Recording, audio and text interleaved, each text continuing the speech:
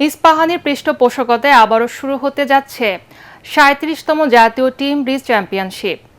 এ নিয়ে meet the press অনুষ্ঠানে উপস্থিত ছিলেন বাংলাদেশ ব্রিজ ফেডারেশনের সভাপতি সৈয়দ মাহবুবুর রহমান, সাধারণ সম্পাদক নাইমুল হাসান, আহ্বায়ক মাওলা আল মামুন, ইস্পাহানি টি লিমিটেডের মহাব্যবস্থাপক ওমর হান্নান।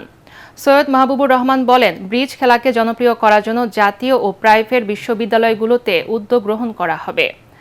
আগামী ২৩ থেকে ২৪ ও ৩০ থেকে ৩১ জানুয়ারি ৪ দিনব্যাপী এই চ্যাম্পিয়নশিপের মাধ্যমে নির্ধারিত হবে দেশের ৩ ব্রিজের নতুন চ্যাম্পিয়ন দল। এবারের টুর্নামেন্টে সারা দেশের ১৬ থেকে ১৮টি দল অংশগ্রহণ করবে।